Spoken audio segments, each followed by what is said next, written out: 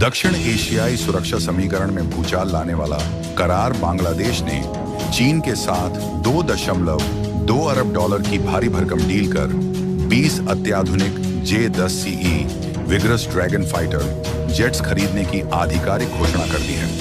ये विमान 2026 से बांग्लादेश एयरफोर्स के बेड़े में शामिल होना शुरू होंगे और अगले दशक तक उसकी आकाश शक्ति को पूरी तरह बदल डालेंगे। इस सौदे में विमान, ट्रेनिंग, मेंटेनेंस और तकनीकी सहयोग सब कुछ शामिल है।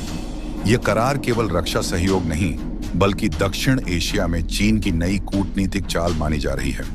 अब बांग्लादेश पाकिस्तान के बाद ऐसा दूसरा पड़ोसी देश होगा जिसके पास चीनी मूल के आधुनिक फाइटर जेट्स होंगे।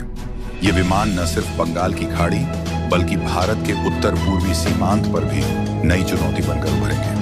रणनीतिक दृष्टि से देखें तो भारत अब पूर्व और पश्चिम दोनों तरफ से चीनी लड़ाकू विमानों की रेंज में आ गया है, जिससे देश की सुरक्षा नीतियों की रूपरेखा पर असर पड़ना तय है। भारतीय सेना और सुरक्षा विशेषज्ञों में इस डील को लेकर गहरी चिंता है।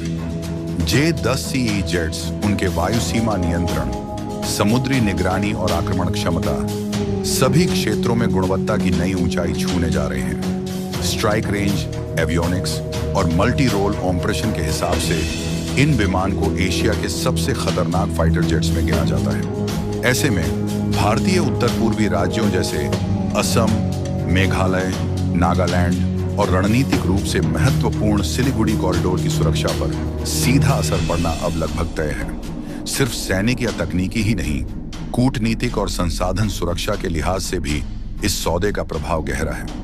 चीन और बांग्लादेश के बीच बढ़ता सैन्य गठजोड़ भारत के लिए सिक्योरिटी डिप्लोमेसी की नई मुश्किलें खड़ी कर सकता है। यह आर्म्स रेस हथियारों की दौड़ को नई गति दे सकता है, जिससे न केवल दक्षिण एशिया बल्कि पूरी भारतीय उपमहाद्वीप की राजनीतिक स्थिरता खतरे में पड़ सकती है। भारत के समक्ष अब सबसे बड़ा सवाल यही है, क्या वह अपने पारंपरिक सामरिक दृष्टिकोण को बदलकर पूर्वी फ्रंट पर नई मिसाइल डिफेंस, एयरबेस और चौकसी स्थापित करेगा?